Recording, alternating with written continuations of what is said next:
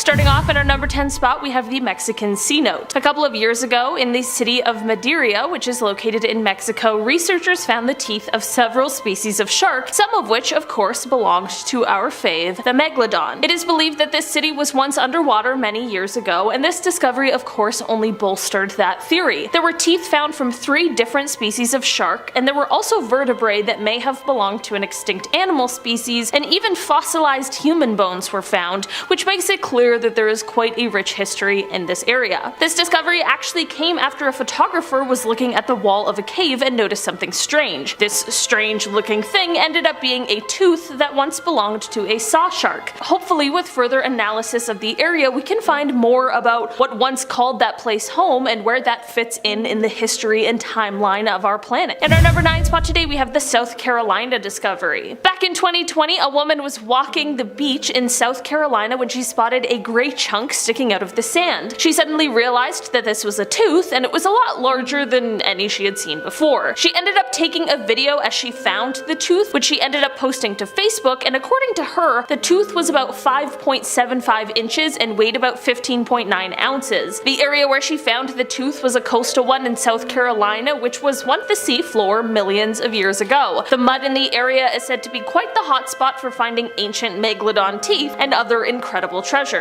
After the find, the woman was rightfully shocked, saying, quote, "The tooth is just incredible and it's mind-boggling that we now have a fossil on our mantle that is 3 to 5 million years old. Just wild." I mean, can we blame her? Not even the age, but how it's the fossil of the largest marine predator of all time. Pretty dang cool to say the least. In our number 8 spot today we have the seashell hunt. Back in July of 2019, a man was out walking with his family and their dog on the shores of Ocean Isle Beach when he saw something sticking out of the sand. You likely already know where I'm going with this. It is no surprise this was an almost 6-inch tooth that once belonged to a Megalodon. The tooth itself of course is impressive, but so was the striking black root seen on the end. The family was apparently in the midst of searching for seashells, which is what led them to the tooth in the first place. In the low tide they could only see the black root, but thankfully they took the time to flip it over, which is when they realized what it was. While North Carolina is often a hotspot for these kinds of finds, this tooth was found more inland than usual, which was quite a surprise. While many people either sell or mount their prehistoric finds, this family apparently decided to donate it to the Museum of Coastal Carolina. In our number 7 spot today we have the UK find. Just a couple of months ago it was reported that a 6-year-old boy from the southeast of the UK had made the amazing find of a tooth from a Megalodon. The beach that the child found the tooth on is said to be quite a popular spot for fossil hunters, but this tooth is a very rare and fascinating find. You might be thinking, aren't there lots of Megalodon teeth on this list? And the answer is yes, but finding one is still a spectacular discovery, and finding one in the UK is one of the most rare of all. Only 1 or 2 Megalodon teeth are found on UK shores a year, and most of the time they tend to be of quite poor quality. After reviewing the discovery, it was realized to be even more incredible because of how well preserved the tooth was, and the fact that the root and the enamel are still visible. Many experts have explained that they've been looking for this kind of find since they were 6 years old and have never found one. One scientist said of the find, quote, "He is handling the tooth of the largest ever predatory shark, and one that will be of interest to the whole paleontology community." In our number 6 spot today we have the family vacation. That 6-year-old from the UK isn't the only youngster who stumbled upon an ancient shark tooth recently, as it is said that a 5-year-old from South Carolina also made a similar discovery back in July of 2021. The boy named Xander found the tooth during a family vacation to North Myrtle Beach and was rightfully pretty ecstatic. Xander's mother Kelly explained that the quote, "whole family loves hunting for shark teeth," that quote, "Xander and my husband were searching in the swash during low tide when Xander spotted this one in the mud." Kelly posted photos of her son with the tooth to a couple of Facebook pages in an attempt to identify what exactly they had found, and that is when hundreds of people began chiming in claiming that they believed the tooth is one that had once belonged to a Megalodon. They explained that while they have found other teeth, this is by far the largest one they've ever found, and while Xander wanted to put the tooth on a necklace, they will likely end up having it framed or maybe even mounted. In our number 5 spot today we have the tooth analysis. So of course, as we've previously discussed, especially on part 1 of this list, most of what is left of the Megalodon's existence is teeth. This leaves us with quite little to go on, but that doesn't mean we can't figure anything out about how the guys lived. Teeth are certainly better than nothing, and they might just give us more insights than one would expect. Researchers have been using a new technique to analyze analyze Megalodon teeth that aims at figuring out their dietary signatures, as seen in the teeth. Researchers aren't just using Megalodon teeth and are actually examining teeth from 13 extinct sharks as well as 20 modern sharks to see where they fit in the food chain as well as what their trophic level is or was. For a long time, scientists have been trying to figure out what exactly caused the Megalodon to go extinct, considering they were an apex predator. Something had to go awry to cause their downfall, and this study is helping to prove what some believe,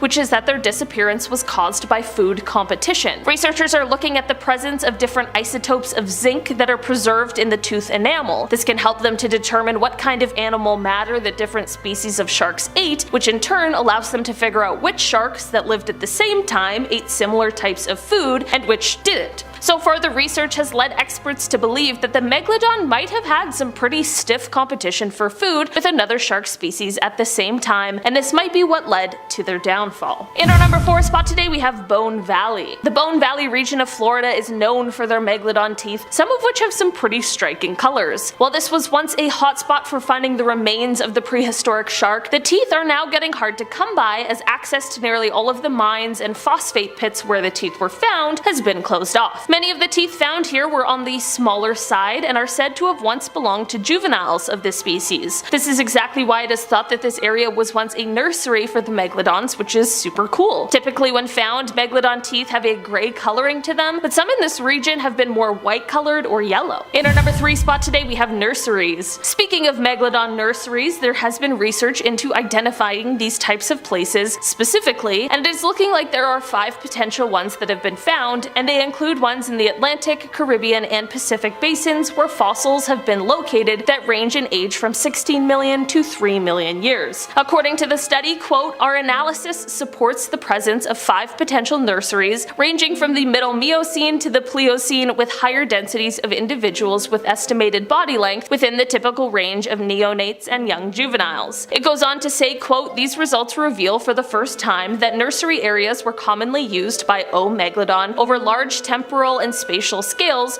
reducing early mortality and playing a key role in maintaining viable adult populations." This just shows us that these areas were extremely important for the species in order to feed and protect the younger members, just like how modern sharks do the same sort of thing. In our number 2 spot today, we have the downfall. Like any scientist who studies the Megalodon, there is also the pressing question of how did these guys end up extinct? What really drove them there? It is something that we have some really good theories and hypotheses about, but no one can yet say for certain. Those same scientists who are studying the Megalodon nurseries, however, are also explaining why these nurseries could potentially have been one of the things that led to their downfall. In the same study, speaking about these 5 potential nurseries, they also explained that, quote, "Ultimately, the presumed reliance of O. megalodon on the presence of suitable nursery grounds might have also been determinant in the demise of this iconic top predatory shark. Our planet has changed a lot, and it is possible that these areas that they really relied on to help nurse their young into adulthood began disappearing thanks to the changing climate of the Earth. At this point, it is just another contender for real cause of the extinction of the Megalodon, but it is certainly a compelling argument. Although the Megalodon didn't survive up until these modern times, sharks as a class of animals have been able to survive all 5 global extinction events, which is absolutely incredible. In our number 1 spot today, we have the supernova theory. Okay, to cap off our list today, we have one more theory as to how the Megalodon may have gone extinct. The theory was published by 3 researchers in the Scientific Journal of Astrobiology, and basically it suggests that it could be possible that, quote, one or more supernova about 2.6 million years ago may have been the leading cause of a mass extinction of a large number of marine megafauna, which of course would include our buddy the Megalodon. This theory claims that an increase in radiation from these cosmic events may have been strong enough to have a drastic effect on marine life. In a statement, one of the scientists associated with the study said, quote, "Imagine the great white shark in Jaws, which was enormous, and that's the Megalodon, but it was about the size of a school bus. They just disappeared about that time, so we can speculate it might have something to do with the muons. Basically, the bigger the creature is, the bigger the increase in radiation would have been." They went on to say that the radiation from exploding stars, which could have been as close as just 160 light years away from Earth, may have been too much for our atmosphere and the creatures creatures that lived here at the time to handle. While water shields a good amount of radiation, the scientists claim that it can't block the muons. The researcher also said, quote, creatures that are used to being almost isolated from radiation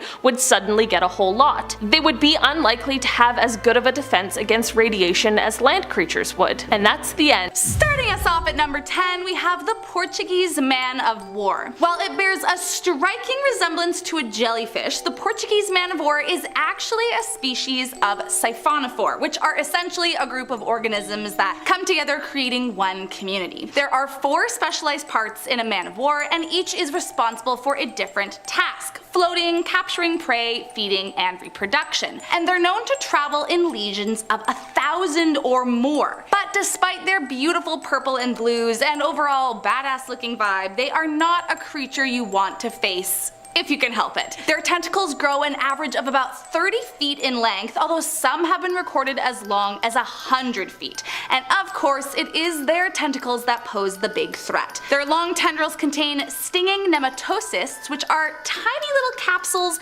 loaded with barbed tubes that deliver venom capable of paralyzing and killing fish. Now, luckily, it is rare that people die from its sting, but still, it will be sure to cover you in painful welts that will last days on the skin, and in some cases the venom travels to the lymph nodes, making the victim feel like they're having an allergic reaction and actively suffocating. So while it's rare to actually die, any encounter with them will leave you feeling as if death is just around the corner. Number 9. Cone snail. Found in the warm waters in the tropics, these beautiful creatures are instantly recognizable for their highly prized brown and white marbled shells. They can be seen in shallow depths closer to shore, near coral reefs and rock formations, and beneath sandy shores. But do not dare to touch the 4 to 6 inch long gastropods. I'm warning you. Their concealed harpoon-like teeth contain a complex venom known as conotoxin, making them one of the most venomous species of snails. And yes, there are other venomous snails,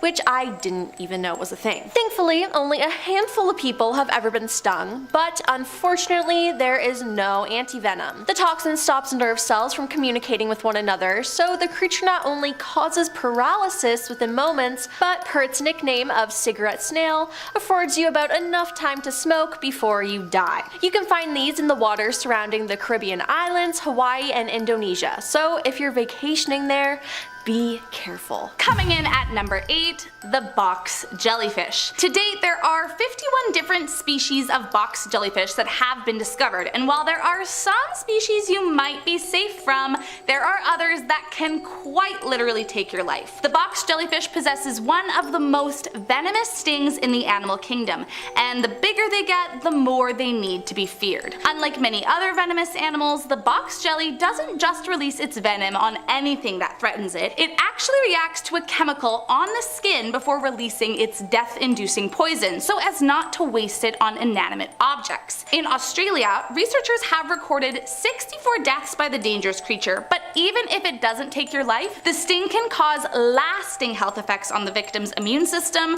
as well as leave them covered in burning welts, blisters, and bleeding lesions from where it touched you. Some Australian swimmers and divers have resorted to wearing pantyhose in the water so that even if they do come into contact with the terrifying creature, the venom won't be released as their tentacles won't sense the reactive skin chemical. But even so, I will be taking further protection and not going near them to begin with. Number 7. Brazilian wandering spider. Okay, spiders in general are creepy, but this one, the size of the spider is huge. It can be 5 to 7 inches long. Now, if that doesn't scare you already, may I add that it has a highly venomous bite. Many spiders have fangs packed full of toxins, but aren't known to bite people. Unfortunately, the Brazilian wandering spider is not one of these. It bites people, so beware. Even worse, this spider often lives up to its name and wanders into densely populated areas to seek shelter in dark, cozy places like the inside of shoes, clothes, log piles, cars, and other places people may stick their hands.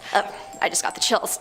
Now, if you happen to get bitten by one of these, death can occur within 2 to 6 hours of a bite, typically as a result of lung failure, though fever, vomiting, and paralysis also can occur. Bites from Brazilian wandering spiders are uncommon, but don't let your guard down in their territory. just in case. Next up at number 6, giant spitting cobra. Found in the eastern and northeastern parts of Africa, the giant spitting cobra is exactly what it sounds like. These big old death snakes can measure up to 9 feet, and some have been known to possess enough venom to kill 15 people. The venom is released from the fangs located in the top jaw, and if threatened, the snake wastes no time spitting its venom at the attacker, sometimes reaching as far as 8 feet away. What's even scarier is their ability to release venom for hours without running out. The giant cobras tend to aim for the victim's eyes, as their venom can cause permanent blindness, but no matter where they get you, you can be in trouble.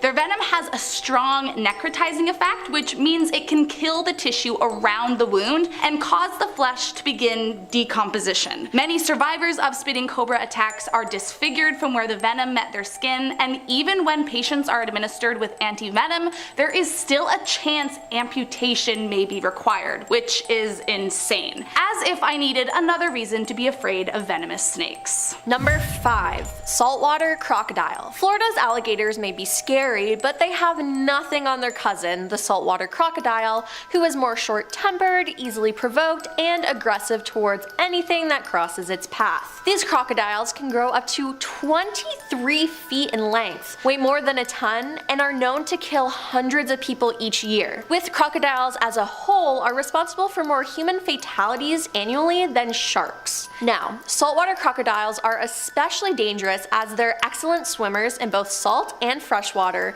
and can strike quickly with a bite delivering 3,700 pounds per square inch of pressure, rivaling that of the T-Rex. If that's not enough to scare you, let me put it into perspective. Humans chomp into a well-done steak around 200 per square inch, a mere 5% of the strength of this crocodile's jaw. So yeah, they're strong and can rip a human apart. These animals are mainly found in the Indo-Pacific region, everywhere from India to Vietnam and all the way to northern Australia. I will definitely be staying away from them. Coming in at number 4, hippos. They might not be some unsuspecting creature with a venomous bite, but that doesn't mean they aren't one of the scariest things you could ever come into contact with. The hippopotamus, found in select corners of Africa, kills around 500 people a year. For reference, just 11 people reportedly died from shark-related incidents in 2021. Now, the hippo is not interested in eating you. They are largely herbivores that eat about 80 pounds in grass a day, although they will sometimes feast on a carcass every now and then. Their only reason to attack you is to defend their territory, and male hippos take that more seriously than maybe anything else in the world. Most commonly, hippos will attack people on boats, launching themselves onto the vessel and capsizing it before snapping your body like a twig with their powerful jaws. But even walking too close to their designated river could be the end of you. Known to even be territorial of the land surrounding their body of water, sometimes up to 550 yards away.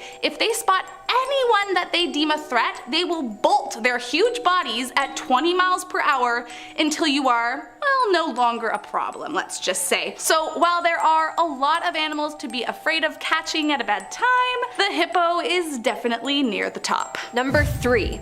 Pufferfish. Everyone thinks these are so cute, but they can be very dangerous, so don't touch one. Pufferfish, also known as blowfish, are located in tropical seas around the globe. They're the second most poisonous vertebrae on the planet, and they're arguably more dangerous as their neurotoxin is found in the fish's skin, muscle tissue, liver, kidneys, and gonads. Now, some people like eating pufferfish, so all of that must be avoided when preparing the creature for human consumption. While wild encounters are certainly dangerous, the risk of death from a pufferfish increases when eating it in countries like Japan, where it's considered a delicacy known as fugu and can only be prepared by trained, licensed chefs. Even then, accidental deaths from ingestion occur several times each year. The neurotoxin is up to 1,200 times more poisonous than that of cyanide and can cause deadening of the tongue and lips, dizziness, vomiting, arrhythmia, difficulty breathing, muscle paralysis, and if left untreated,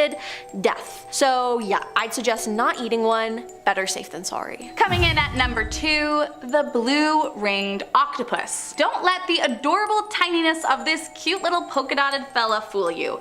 The blue-ringed octopus can kill you, and it will do so faster than you can imagine. Native to the Pacific Ocean, the tiny creature is found in the soft, sandy bottom of tide pools and coral reefs. Now, usually they keep to themselves, hiding out in crevices or shells, but if you catch them outside their hiding spot, do yourself a favor and get as far away as you can. When threatened, the bright blue rings appear, and anything that gets too close will be bitten. Their venom is 1,000 times more powerful than cyanide, and these tiny little death traps pack enough to kill roughly 26 humans in a matter of minutes. First, the venom blocks nerve signals in the body, causing your muscles to go completely numb, while a wave of nausea and blindness overcomes the body. Ultimately, all of your muscles are paralyzed, including those required to breathe, and so the victim will die from a lack of oxygen. To date, there is no known antidote, although if it's caught early enough, you can sometimes be saved by artificial respiration. To make them even scarier, their deadly bite is usually painless, so most don't know they've even been attacked until it's too late. Thankfully, the blue-ringed octopus won't go out of its way to harm you, so just leave them alone and you will live to see another day. And coming in at number 1 is golden poisonous dart frog. From the name, you know this frog is poisonous. It doesn't look scary, it's a bright yellow frog. But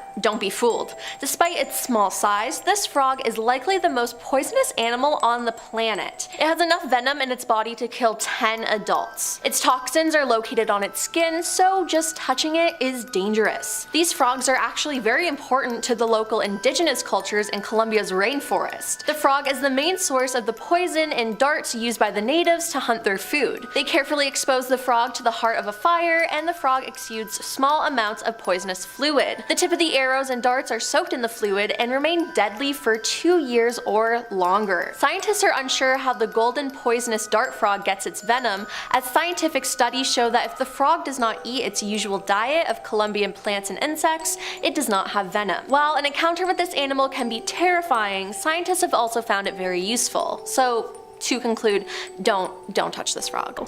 Starting off in our number 10 spot, we have the first discoveries. To start off with, we are taking it back to the Renaissance era. According to accounts from the time, there were discoveries of huge triangular fossilized teeth, but at the time these teeth were so big and they had no idea who or what they belonged to. Instead, people of the time thought that they were petrified tongues or shed teeth that belonged to snakes and dragons.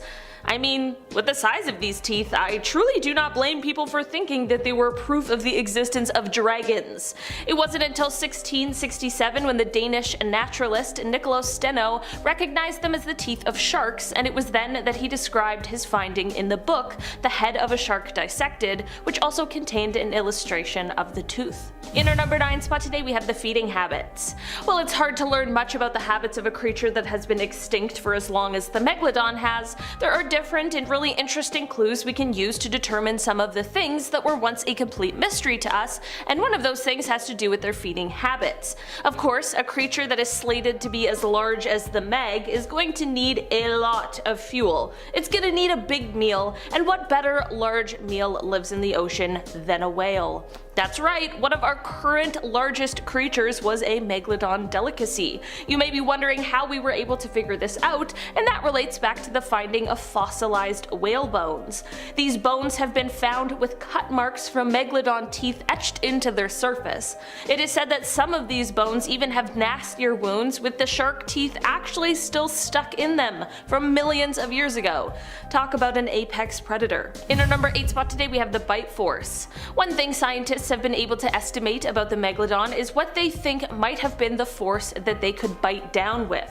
So to set the stage, we of course need something to go on, unless you're already an expert in bite forces. Humans, our bite force is measured to be around 1,317 newtons. That doesn't seem too bad. Next, a great white shark, which seems to be quite the predator here currently on Earth. Their bite force is measured at about 18,216 newtons. That's definitely quite a jump from us as humans, but it makes sense. I mean, a great white can definitely do a lot of damage should it choose to. So now we have the Megalodon, one of the most powerful predators to have ever existed, the apex predator. Scientists estimate their bite force was between 108,514 to 182,201 newtons. A reminder that ours isn't even 1,500. It's discoveries like these that really put into perspective just how large and powerful this prehistoric creature really was. In our number 7 spot today we have so many teeth. So most of the discoveries relating to fossils of megalodons that have been found are just teeth. There's so many teeth, and so little of really anything else that has been found. And that of course begs the question as to why? Well, apparently part of this is because sharks continuously produce teeth throughout their entire lives, and depending on what they eat, they often lose their teeth. Like, apparently it's so common that they go through thousands of teeth in their lifetime. Maybe I'm new to the shark game, but I had no idea. But of course, this means that shark teeth are constantly raining down to the sea floor, only to later be discovered, and in the case of megalodons, only to become a fossil first. The other half of why the teeth are so common is because teeth are the hardest part of a shark's skeleton. Sharks' bodies are made from a softer cartilage rather than bone, sort of like the stuff that our nose and ears are made of. This means that the chances of these things surviving all of these millions of years are slim to none. In our number 6 spot today we have a fossil. Like I mentioned previously, it's hard to find any remains or fossils of megalodons other than teeth. Most of these remains have been lost to time, but that is exactly what makes this discovery so fascinating. A fossil found in Peru a few years ago is said to not only have been the discovery of a full set of teeth, but also a brain case and a small string of vertebrae, which is a very rare find. Aside from just being a relic from a time long past, this fossil could give us immeasurable insights into what these creatures looked like, more so than we know now, and it may even be able to uncover some of the secrets that remain hidden in the past. In our number 5 spot today we have their appearance. From when the existence of megalodons was first discovered up until quite recently, people believed that these sharks looked basically like a ginormous great white shark. Like most of us have seen Jaws, think of that shark. Or the 2018 classic The Meg. That's what people assumed they looked like. Turns out, based on what we now know, that's really not the case. These sharks would have had a much shorter nose than a great white, like a sort of flattened and squished one. It also would have had longer, like extra long pectoral fins, because when you're that big, you need all of the support you can get to navigate through the water. We thought that megalodons would look like great whites because we thought that they were related, but as it turns out, that isn't true. Megalodons actually come from a different lineage of sharks, and sadly, they were the last member of the lineage. In our number 4 spot today we have ancestors. Speaking of the life and lineage of megalodons, let's take a look back at what we know about their ancestors. The oldest definitive ancestor of the Meg is a 55 million year old shark called Otodus obliquus. These sharks grew to be about 9 meters or 30 feet long. This of course isn't where things stop though. The evolutionary history of this shark goes back to another ancestor called Cretalamna, which lived about 105 million years ago. This means that the lineage of the megalodon spans over 100 million years. That's wild. This is part of how they found out that megs and great whites weren't actually as closely related as once thought. Through more fossils that have been found, they've been able to trace this lineage, and in fact it is now believed that ancestors of great white sharks and the megalodon probably lived at the same time, and they were likely in competition with each other. Safe to say it would have been a pretty terrifying time to live in the ocean. In our number 3 spot today we have a cosmopolitan. One of the things that helps us to know that the megalodon existed relates back to how widespread they once were on Earth. It is said that this species was adapted to warm tropical and subtropical waters, but that means that they could be found basically on every continent except Antarctica, and we have found the teeth to prove it. Apparently the places where most have been found include the east coast of North America, and definitely in the bottom of saltwater creeks and rivers in places like North Carolina, South Carolina, and Florida. They are also said to be a common find for divers off of the coast of Morocco and in certain parts of Australia. They're even sometimes found in the UK, but this is definitely more of a rare sighting there. This is all to say that this proves to us that this was a species that was clearly thriving during their time here on Earth. It can be hard to imagine these prehistoric creatures, but in the history of our planet, they really aren't that long gone. In our number 2 spot today we have rings. One of the best preserved and most complete Megalodon fossils or specimens finds its home in the Royal Belgian Institute of Natural Sciences Conservatories in Brussels. This includes a collection of 150 vertebrae that were found in the 19th century Antwerp, Belgium. When they were discovered, they weren't completely strung together, but they were found in the same layer of rock in the same location, which would make it fair to deduce that they likely came from the same animal. Using 3 of these vertebrae, researchers were able to find out the age and roughly the size of the shark when it passed away millions of years ago. They were able to do this because apparently on shark vertebrae they have sort of rings, like trees do. Like you can count the rings of a tree, and you can apparently do that for a shark as well, which will give you an estimate on their age. On this specific specimen they counted 46 circles in the vertebrae, which put the shark at roughly 46 years of age. This would have been quite young for a Megalodon since they are said to have lived to be about 88 to 100 years old. Having this age estimate allowed them to also estimate the potential size of this Megalodon, which they said was around 9.2 meters or roughly 30 feet. In our number 1 spot today we have Bye Bye Megalodon. To cap off this list today, it only seems fair that we talk about what happened to the Megalodon. If they were these huge, powerful apex predators, how did they die off, especially when other shark species have seemed to survive? We know that the Megalodon was extinct by the Pliocene, which was 2.6 million years ago, and was when the Earth entered a phase of cooling. We of course can't know exactly the moment the last Megalodon died, but right now it is believed that it may have been about 3.6 million years ago. The cooling of the planet is likely the biggest contributor to the demise of the Meg. I mentioned before that they preferred warm tropical waters, and a drop in those temperatures would totally throw off the habitat that they once called home. This significant habitat loss, coupled with the likelihood of their favorite prey either also going extinct or adapting to cooler waters and moving where the sharks couldn't go, truly is a recipe for disaster for the good old Megalodon. Another big contributing factor relates to when they gave birth, which is thought to have happened close to the shore, which would provide a cozy, shallow nursery for their young that was free from predators like large whales. This is all fine and dandy until ice begins to form at the poles and the sea levels dropped, which means that the safe place where they once went to have their pups was now destroyed as well. Scientists believe that up to 1/3 of large marine animals, which includes 43% of turtles and 35% of seabirds, became extinct as a result of the cooling temperatures seen millions of years ago. This affected and significantly dropped the number of organisms at the bottom of the food chain, which ends up being a huge problem for our giant apex predators. In our number 9 spot today we have the prehistoric monster. Back in 1959, a fisherman named Tex Geddes and his friend James Gavin were boating somewhere just off of the coast of Scotland. It is said that during their time out to sea they encountered a sea monster that neither of them had ever seen before. They described its head as being sort of turtle shaped and that it was a quote hellish monster of prehistoric times, and said that it was breathing heavily through a quote large red gash of a mouth.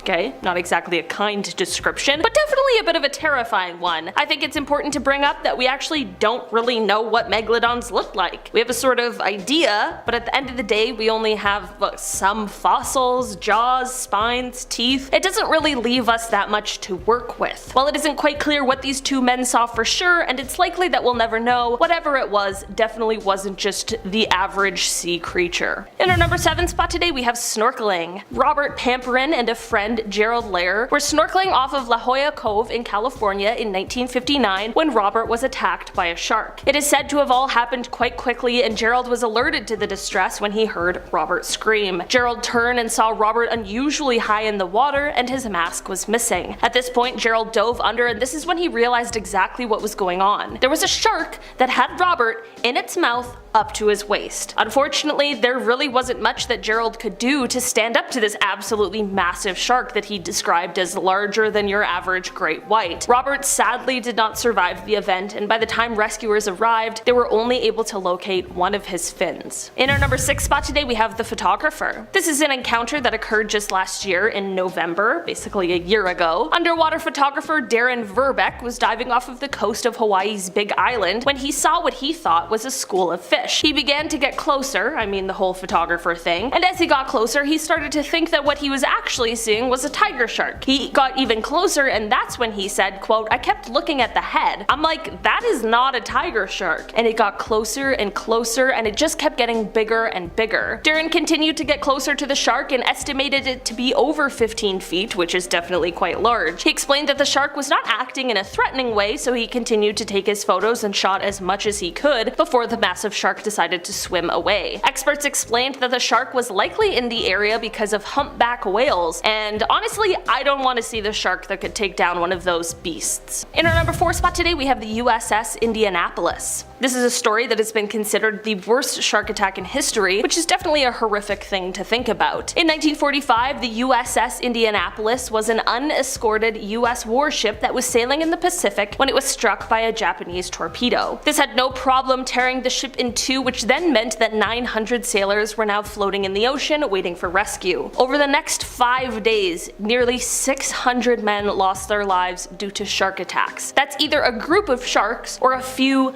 very large, very hungry ones. From the survivors' accounts of what happened over the course of those days, it seemed like an absolutely nightmare situation. This is exactly why it has gone on to be called one of the worst shark attacks in history. In our number 3 spot today, we have Rodney Fox. Rodney Fox is a man who is thought of as one of the best spear fishermen in the world. In 1963, he was partaking in the Australian Spearfishing Championships, which were being held just south of Adelaide, when he went through what is widely regarded as, again, one of the worst shark attacks in history. The shark he encountered bit him around the waist, which ended up puncturing his diaphragm, ripping his lungs, and crushing his rib cage. Not only this, but the attack left his organs exposed, so much so that when he finally made it back to shore, those rescuing him had to keep his wetsuit on to ensure that his insides actually stayed on the inside. Despite the fact that Rodney needed at least 4 hours of surgery and about 400 stitches, like many people who have had these sort of terrifying encounters, rather than shying away from sharks in the water, he leaned in. He actually became an advocate for sharks after this. He created the first underwater shark observatory and helped to dispel the rumors that sharks are bad, crazy, scary animals that we should all fear. In our number 2 spot today, we have the Jersey Shore. Back in 1916, during the summer season, there were 5 different shark attacks that occurred over the span of 10 days that ended up in the deaths of 4 people. This wasn't something that had been seen before in the area, which of course left people speculating as to why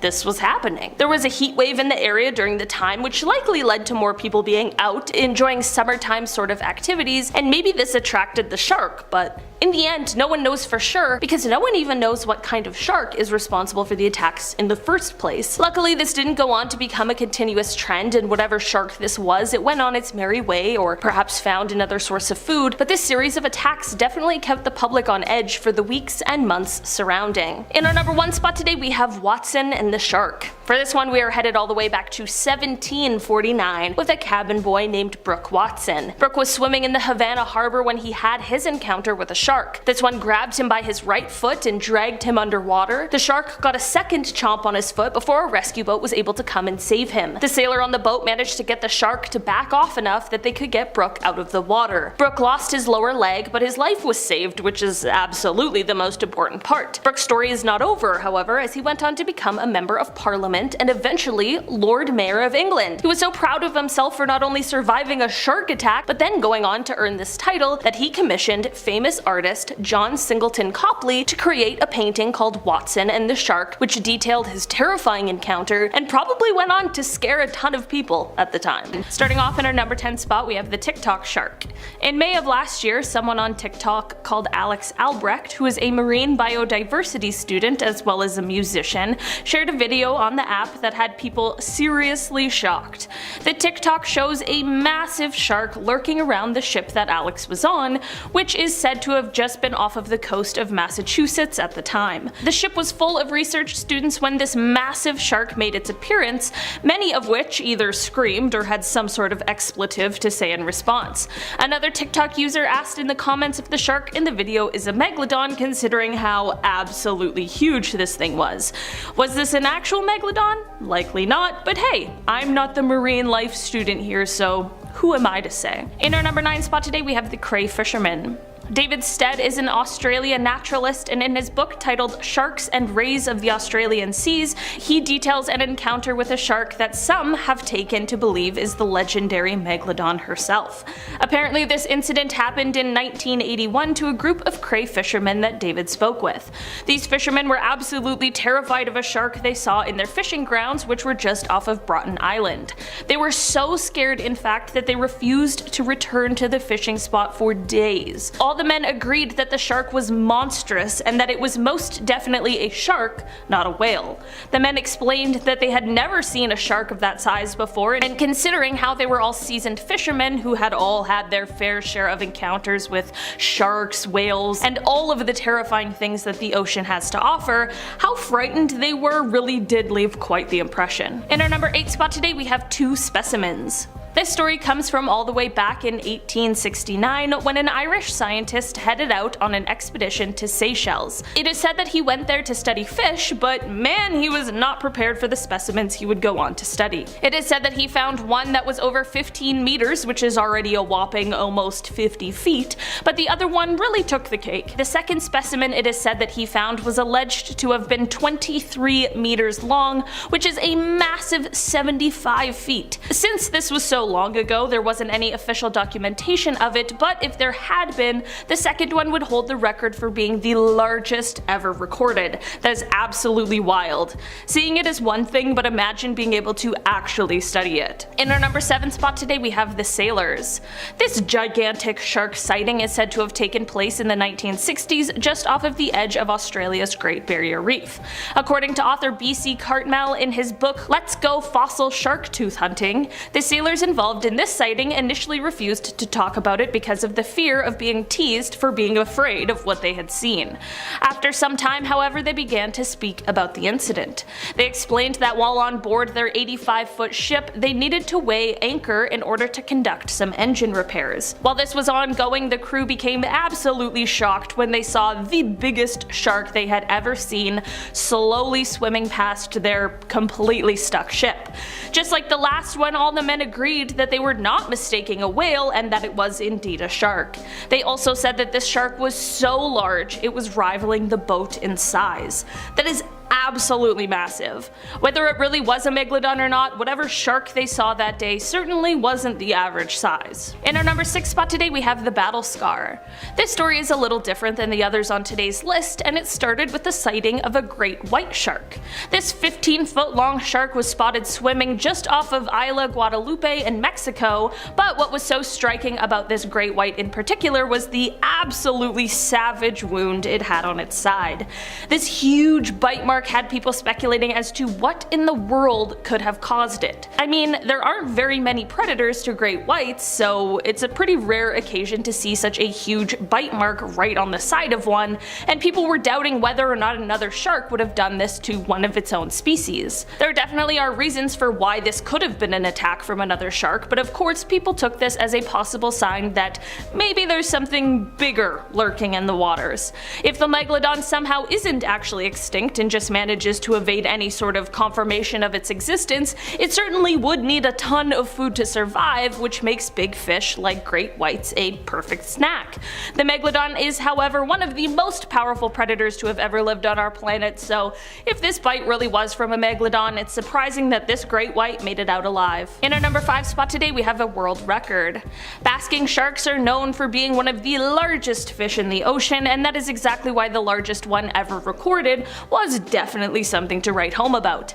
In 1851, in the Bay of Fundy, which sits between New Brunswick and Nova Scotia here in Canada, a basking shark was caught in a herring net. This shark was measured to be at least 40 feet long, which is astoundingly large, and it certainly confused those who had caught it at first. I can imagine that they likely also thought that they had some kind of living fossil caught up in their net, but nope, instead they just set a new world record. In our number 4 spot today, we have the demon.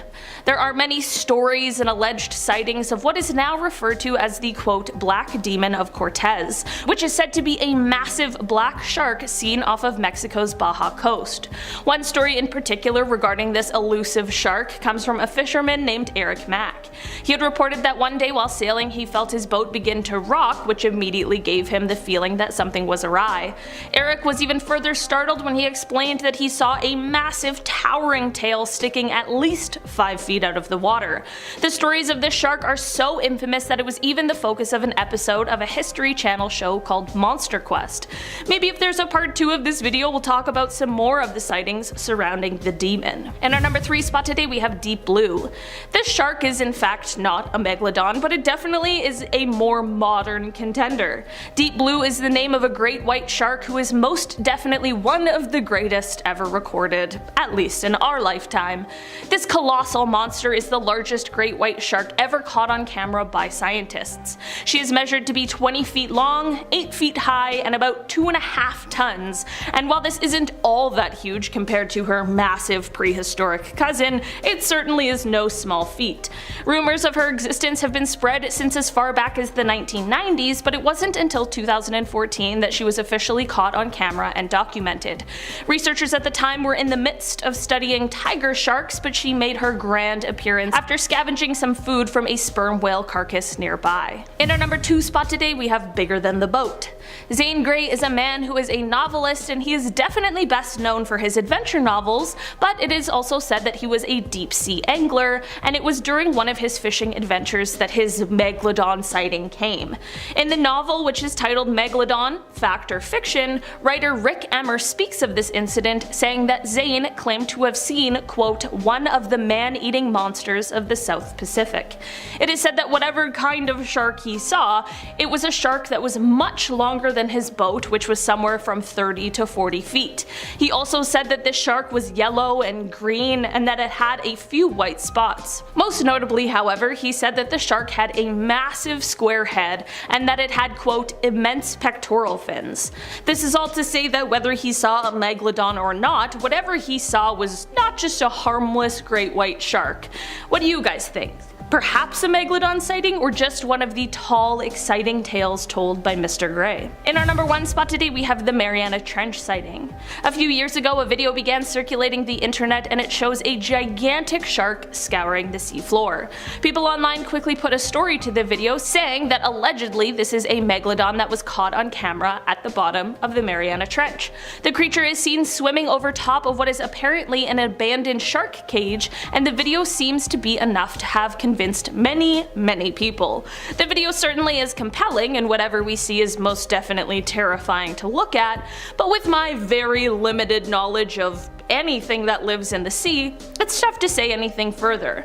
While some people swear that this is solid proof, others have brought up sharks that may have a similar appearance to the one seen in the video. In our number 9 spot today we have the scalloped hammerhead shark. These sharks of course belong to the hammerhead family, and the main feature is their oddly shaped heads. These guys are a coastal pelagic species, and their eyes and nostrils can be found at the ends of the tips of their head extensions. These sharks like to use the shore as a breeding ground, and their young have an incredibly high metabolic rate, which means that they need a ton of food or else they will starve. These guys are quite notable for their large and complex brains. They have quite high levels of cognitive capabilities, and they're often really socially intelligent. They have complex migratory patterns and habitat relationships, and they are very athletic and clever when it comes to capturing prey. Nothing better than a super smart, extremely hungry shark. Their brains are great for the species in a multitude of ways of course, but especially in terms of reproduction. Because of their social intelligence, it helps them to seek out the fittest members of the species to procreate with. Unfortunately, as of this year, however, the scalloped hammerhead shark is now listed as critically endangered, with the main cause for the population decline being overfishing. They are overharvested because of their large size, as well as the fact that apparently their fins have a high fin needle content, and so they are sold for $100 to $120 US per kilogram. In our number 8 spot today we have tiger sharks. Tiger sharks are a species of shark that are the only surviving member of their genus. enormous. These macro predators can grow to be quite large, reaching lengths of over 5 meters or 16 feet and 5 inches. They're usually found in tropical and temperate waters, and their tiger name comes from the dark stripes that can distinctly be seen running down its body, although these marks do fade as the sharks mature. Tiger sharks live mostly solitary lives, and they are nocturnal hunters. They are well known for having quite the variety of prey, which includes crustaceans, fish, seals, birds, squid, turtles, sea snakes, dolphins, and even other smaller sharks. Unfortunately, these sharks are nearing a point of being a threatened species due to finning and fishing by humans, but it is thought that the Bermuda Triangle might be home to a secret sort of breeding ground for these guys. Hopefully, if this is the case, we can find a way to help protect the area so that the species can once again thrive. After the great white shark, tiger sharks are the second in line when it comes to the most recorded fatal attacks on humans, but although that sounds terrifying, these events are extremely rare. I learned that from the documentary that I watched. In our number 7 spot today, we have the deep sea lizardfish. Deep sea lizardfish are a small family of deep water fish who are related to the telescope fish. These guys have flat heads and curved, barbed teeth, and they grow up to 78 centimeters or 31 inches in length, which makes them a pretty moderately sized fish. They prefer to stay at depths of 1,600 meters or 5,200 feet, and they're actually one of the world's deepest living apex predators. These lizardfish are known to eat anything that comes their way, including other fish of their own kind. Despite the lack of light in the depths of the ocean, these guys have really large eyes and pupils, and their vision is actually really important for their prey detection, as their well-developed eyes allow them to see any residual or bioluminescent light. Not a lot is known about their reproduction habits, but one thing that is known is that deep sea lizardfish have both male and female reproductive organs, which is thought to be an adaptation to low population density. In our number 6 spot today, we have the flying spaghetti monster. I know, it sounds a little silly, but I swear this creature really does exist. This deep sea creature is a species of siphonophore that can usually be found in the Atlantic Ocean. While these guys appear to be one organism, they're actually a colonial organism, which means that they're composed of many medusoid and polypoid zooids. Zooids are multicellular units that develop from one single fertilized egg, and they combine to create functional colonies like the flying spaghetti monster. In our number 5 spot today, we have the faceless cusk eel. Anything that's called faceless certainly can't be good, and this eel is absolutely no exception. These guys don't have a face, and they honestly look like the dementors of the deep sea. The first time one of these was found was in 1973 when oceanographers aboard the HMS Challenger discovered it, but for a century, no one else came across one of these guys. Perhaps it's because they like to make their home in the icy waters located 13,000 feet below the surface of the ocean. Just a few years ago, when these guys were sort of rediscovered, one of the leaders of the expedition, Tim O'Hara, told The Guardian that, quote, "It looks like 2 rear ends on a fish."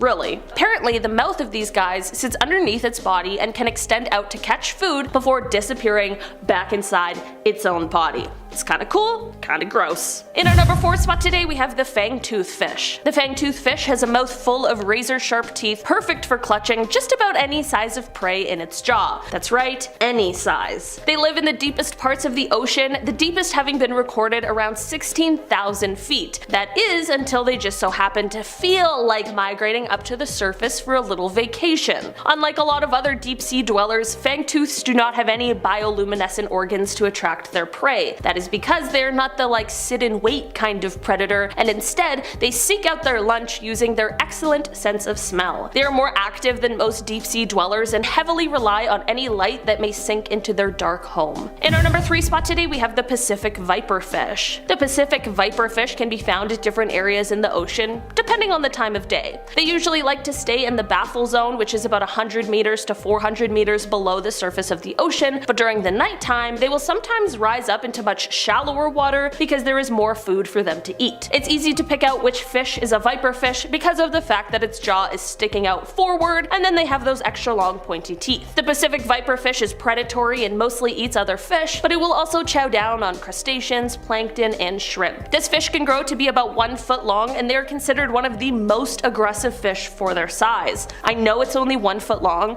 but hearing how vicious it is, coupled with how ugly it is, and I really don't want to be anywhere near this thing. One cool thing about these fish though is that they have what is called ultra black skin, and it reduces the reflection of anything that is illuminated around them so that they can camouflage themselves easier in the darkness of the deep sea. In our number 2 spot today we have the sea spider. Okay, if you're like me and don't like the spiders that exist on land, unfortunately this one is not going to be up your alley. Sea spiders are giant, and they like to suck the life out of their prey. Yeah, how terrifying and honestly gross. They basically just latch onto their prey for dear life and suck out all of the fluid that they possibly can. They are gross, but they technically aren't actually spiders. These guys have a leg span that is comparable to some of the largest land spiders, but the thing with these guys is that they carry their organs in their legs, because I mean they're basically all legs. The good news is that they prefer the really cold temperatures like the ones in the waters surrounding Antarctica, so unless you're planning on taking an icy cold plunge anytime soon, you're unlikely to encounter one of these creepy crawly sea creatures. In our number 1 spot today we have the megamouth shark. These guys are a species of deep water shark that is rarely ever seen by humans, so there is so much about them that remains a total mystery. Since its discovery, which first came in 1976, there have been fewer than 100 specimens ever observed or caught. These guys are planktivorous, which means that they like to feed on planktonic foods. This leads to them swimming with their mouths wide open, and this, coupled with their extremely large heads and lips, makes them easily recognizable if you were to ever run into one on a casual trip to the deep sea.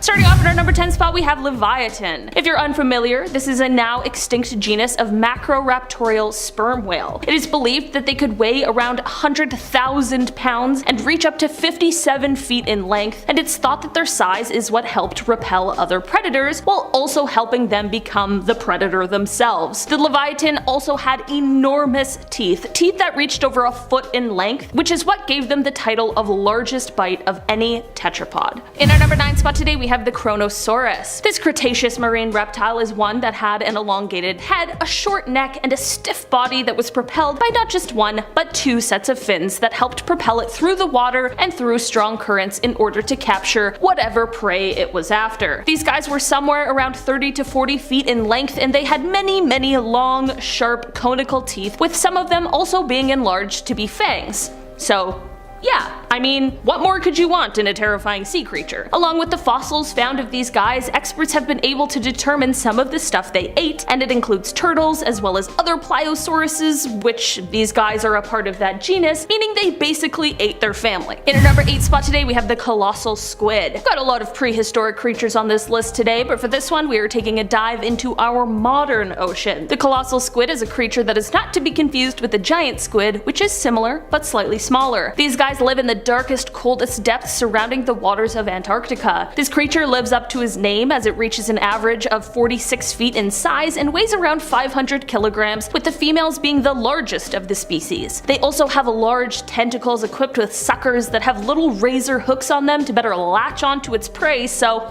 let's hope it's not you. Its diet mainly consists of large fish, such as the 7-foot Patagonian toothfish, and small ones, and some even consume their own kind. But they've also been known to try and consume larger prey, like sperm whales, who often have been seen with scars attributing to the battles they must have faced. Only 2 specimens have ever been collected, with the second being found recently in 2014. If you ever wondered where the tails of the Kraken came from, you now know. In our number 7 spot today we have Jacalopterus. Okay, I've got 3 words for you. Giant sea scorpion. Yeah, this 8-foot long arthropod lived in the water with its gross, 2 large pincers and claws, and honestly it looks like something out of the movie Alien. These guys had segmented bodies, and they were actually the largest known arthropod to have ever existed here on Earth. They had multiple specialized limbs, and some of them even had spikes, like for example their 18-inch spiked claw that was used to snatch fish that passed by. It is said that some of these guys would crawl out of the water in order to mate and sometimes shed their outer skin, and all I have to say is imagine finding an 8-foot long bolt of one of these creatures on the beach right before jumping in for a swim. I'd swear off all water after that. No thanks. In our number 6 spot today, we have the Helicoprion. Okay, listen, there are many problems with our modern world. We could sit here talking about them all day, and into next week there are so many. But here's the thing we need to realize. Things could be so much worse, and by worse I mean this creature could still exist. This animal existed somewhere around 250 million years ago, and while it looks more like a shark than anything else, scientists now know that it was actually a creature that is more closely related to chimeras, which are a fish that separated from the shark family about 400 million years ago. So why is this animal so scary and just terrible to look at? Well, that is due to the incredibly unsettling spiral saw formation of teeth that this creature had right on their lower jaw. Yeah, an orthodontist's dream, truly. It's also not like this creature was just born with the teeth that they had for the rest of their lives. No, of course not. They had teeth that could grow, and new teeth could even form. Imagine being in the ocean and you see a huge creature swim up to you that has 4 spiral saws for teeth. Yeah. No thanks. In our number 5 spot today, we have the Mosasaurus. During the Cretaceous period, which spanned about 145.5 to 65.5 million years ago, there was this genus of reptiles called Mosasaurus. These guys were absolutely huge aquatic reptiles that roamed throughout the waterways here on Earth. Because of their size, they became apex predators during this time and have been estimated to have grown to be about 56 feet. At the time of their existence, it isn't exactly likely that they would have encountered any sharks that are alarmingly large like the Megalodon was, but I mean, the Cretaceous period certainly had some other massive creatures that put up some pretty stiff competition. This is, of course, like I mentioned, an entire genus, so there are definitely some less threatening species in the mix, but there are some in there who would have given the Meg a run for their money should they have existed at the same time. In our number 4 spot today, we have the big fin squid. Okay, the squids that live in our oceans are terrifying. There's no other way to put it. The big fin squid is not often seen, and thank goodness for that, because they are so unbelievably freaky. They can be found in many different oceans, but they live in the permanently dark zone of the ocean, around 1,219 meters or 4,000 feet deep in the sea. On November 11, 2007, as an ROV was searching around the deep dark waters in the Gulf of Mexico, it was able to catch one of these guys on film. While there is still a ton that remains a mystery about these elusive creatures, it is believed that they can grow to be around 23 feet long or over 7 meters. The real creepy stance that these guys have is when they hold their really long appendages perpendicular to their body, which creates like a sort of elbow look. In our number 3 spot today, we have the Plesiosaurus. These guys are a prehistoric creature that was massive and grew to be about 43 feet long. They had these super long necks that basically took up like half of their body, and even though they were so massive, they had no trouble moving efficiently through the water. These creatures had 4 flippers, so our best guess as to how they swam would be sort of like a penguin. Their front limbs did most of the work, while the back ones kind of did like the steering. Fossils have been able to show us that these creatures gave birth to live young and are actually kind of similar to dolphins in the way they take care of their young. It is thought that these just may be the creatures that inspired the tales of the Loch Ness Monster. In our number 2 spot today, we have the Basilosaurus. These guys have a name that translates to king lizard, and they are a genus of large predatory prehistoric whales that lived during the Eocene, which is approximately 41.3 to 33.9 million years ago. These guys were actually first described in 1834, which makes them the first prehistoric whale known to science, which is kind of cool. These guys were one of the largest, if not the largest of their time, and they were the top predators of their environment. They preyed on sharks, large fish, other marine animals, including the dolphin-like Dorudon. Really, they were able to eat basically anything that they felt like eating. These guys even had teeth that were various types, like canines and molars, which probably allowed these creatures to chew their food, which is different to their more modern ancestors. In our number 1 spot today, we have the Pliosaurus, another massive prehistoric creature, also not to be confused with the Plesiosaurus. These guys grew to be around 40 feet long and about the size of some of the whales we would see today. These creatures are best known for their insane hunting abilities. They could move quickly and they were quite strong. This effective predator skill set, coupled with their massive size, allowed them the ability to take down much larger prey, sometimes even dinosaurs. According to experts, these guys had exceptionally strong jaws. Some even believe that it might have had a bite bite, just as powerful as the T-Rex, which is of course known for having one of the most powerful bites of any land animal. I'm just saying, these guys were definitely a top predator in their day. At number 10 is the terrifying deep sea footage. Now, the degree to which you'll be impressed with this video depends on how you decide to define your scale. So let's be clear. Beast depicted here in this footage is absolutely a shark and is absolutely real, with its very distinguishing gills and pectoral fins. The question is though, is this your run-of-the-mill great white? Or is it a Megalodon? That all depends on the size of the fishing cage behind it. See, if we're to presume this to be a standard sized cage at about 10 feet, that would make the shark in front of it just shy of 30 feet wide. And since the shark is so enormous that we never get its entire body within the confines of the frame at once, we can make some estimates concerning the width to length ratio and determine that the shark here is at least 60 feet in length. Now, I'm not sure if you guys have noticed, but I'm new here at Amazing Top 10. So if you're enjoying the video so far and wouldn't mind seeing this face more often, you can support the channel, and me by extension, by pressing like, subscribing to Most Amazing Top 10, and ringing that notification bell. It helps us out a lot, and I personally would really appreciate it. Number 9, caught on satellite. Thanks to satellite technology, we've managed to map out 100% of the ocean floor, despite only having actually explored less than 5% of it. I say we as if I were involved personally. I'm like the nerdy equivalent of a sports fan. Anyways, aerial imagery has allowed scientists to make all sorts of discoveries. So is it that surprising for a behemoth as big as the Megalodon to turn up on something like Google Earth? And as a matter of fact, there was a Megalodon candidate spotted through satellites swimming along the Persian Gulf, which is a Mediterranean Sea in Western Asia, which is essentially an extension of the Indian Ocean between the Arabian Peninsula and Iran. One second, let me just add those to the list of places I will never go swimming.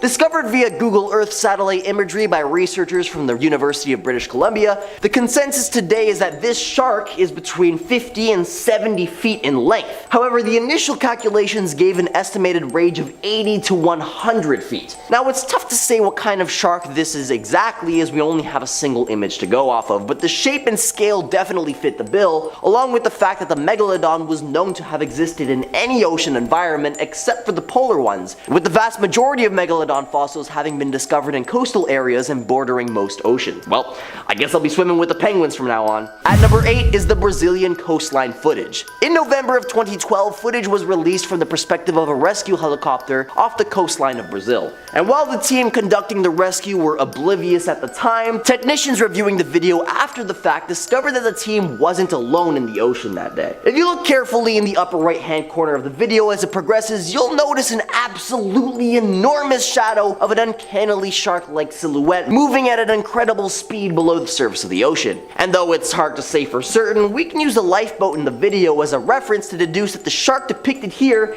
is at least 60 feet long. At number 7 is the drone footage. Now, while this video isn't associated with any particular reputable research institute or anything like that, it's certainly among the most impressive Megalodon videos I've ever seen on account of the sheer size, clarity of the thing depicted. The video begins with a bird's eye view of a group of 3 children with boogie boards swimming in the ocean. Remember boogie boards? I still have mine. Not that I'll ever be using it again. So the kid on the orange boogie board furthest to the right notices the shadow of something enormous swimming beneath them. The video replays, giving us a wider zoomed out perspective where the absolutely gargantuan shark is revealed in full. Using the boogie boards as reference, it's estimated that this Goliath clocks in at roughly 95 feet long. And if that's truly the case, then this sighting quite possibly depicts evidence of the largest shark ever discovered. Yeah, no, absolutely not. No, thank you. Now, some have tried to call this thing a basking shark or a whale shark on account of its size, but you don't need a degree in marine biology to rule those out. Whale sharks are coated in distinct white spots, whereas basking sharks distinguish themselves with their wide heads, something that whale sharks are also known for. But this shark here ain't got no spots, and its head shape is more in line with that of a great white. So what do you guys think? Let me know down in the comments. At number 5 is the New Zealand cave dive. New Zealand too? Come on, man. So this alleged megalith of a shark was discovered in a diving cave off the coast of New Zealand. Now, sharks in diving caves are terrifying in their own right, but finding a shark inside of a diving cave? But this ain't just any run-of-the-mill cave-dwelling shark, as the recovered photo depicts what looks to be an insanely massive shark with the vast majority of its body extending beyond the frame. Now, admittedly, it's a bit hard to see how any shark, let alone a freaking megalodon, could fit within the confines of a dive cave. At number 4 is the coelacanth. For those of you who still doubt the modern existence of a sea creature said to have gone extinct millions of years ago, allow me to introduce you to the coelacanth. This unique bottom-dwelling fish with lengths reaching upwards of 6 feet and weights exceeding 200 pounds belonged to an ancient lineage dating back to 360 million years ago. Boasting an impressive size and a lifespan comparable to that of a megalodon, at least 60 years, this enormous fish was thought to have gone extinct over 65 million years ago, and yet it was discovered alive and well as early as 1938. So given the sheer scale of the ocean, along with the fact that Megalodon was thought to have gone extinct much more recently, only 3.5 million years ago compared to 65, it may only be a matter of time before the Megalodon is rediscovered in the modern age. One can only hope not. At number 3, the Megalodon attack in Cape Town rips a boat in half. Alright, I'll be honest with you. Admittedly, the next 3 entries are a bit of a cop-out, but they're super intriguing nonetheless. You see, during Shark Week, the Discovery Channel decided to air a mockumentary series about the definitive existence of the Megalodon in the modern age, titled The Monster Shark Lives. But the Discovery Channel failed to include any sort of disclaimer that what was depicted in the film was actually all fake. As a matter of fact, the Discovery Channel casted actors as professionals in marine biology, and all the events in the film were presented as actually being real, leading this quote-unquote educational show to becoming the most viewed Shark Week show to date, generating countless clips that would go on to be perceived as factual to this very day. One such clip depicts the found footage of passengers on a fishing boat, and after some time a thunderous boom can be heard, followed by the sounds of muffled screams and rushing water, accompanied by imagery of the boat being flooded as it flips upside down. The initial story was that a whale had breached over the top of the boat. Upon further investigation of the wreckage by a diving team, they discovered that the boat had been chomped in half. There were no survivors, and the bodies of the fishermen were never found.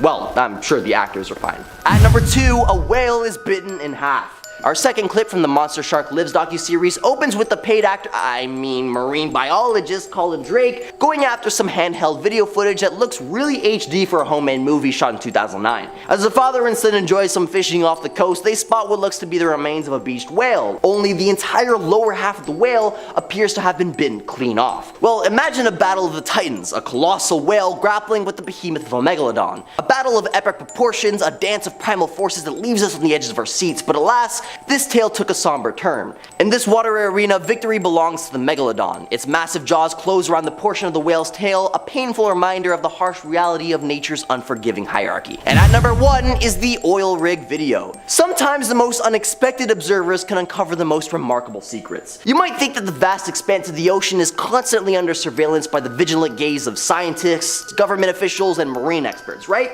Well, in this case, according to what I already described as the very reputable Discovery Channel, it was actually an 8-year-old prodigy from Chile who discovered something truly out of the ordinary beneath the waves. Now for context, let's quickly go over ocean surveillance. You see, scientists and government agencies have studied the ocean floor with high-tech cameras at key locations, giving us a glimpse into the mysterious world beneath the surface. We're talking about a network of underwater cameras nestled around scientific sites and oil rigs, some of which have live feeds accessible to anyone with a curious itch. So back to our young Chilean protagonist. This sharp-eyed kid was casually monitoring one of these live feeds when he suddenly stumbled upon a sight that sent shivers down marine experts' spines. Behold, a shadowy fin of disastrous proportions cutting through the water with an almost prehistoric elegance. Now the experts, being the skeptics that they are, were quick to assert that there's currently no concrete proof of the legendary Megalodon prowling our modern-day oceans. Yet the fin they encountered on camera was massive. Cue the synchronized video feeds and the math wizards doing their thing. By comparing angles and distances, they sized up this enigmatic creature, revealing an astonishing estimation, a staggering 62 feet in length, give or take. Now that's longer than a school bus, my friends. Now it's just too bad that this sighting was confirmed exclusively by the scientists at the Discovery Channel. Well, if you could tell it was scraping the bottom of the barrel by the end there, then maybe you should be scouring oil rig feeds. Naturally, if there's any concrete evidence of the Megalodon's existence, please let me know in the comments. It would really help for next time. This has been AJ with Most Amazing Top 10, and I'll catch you all in another video.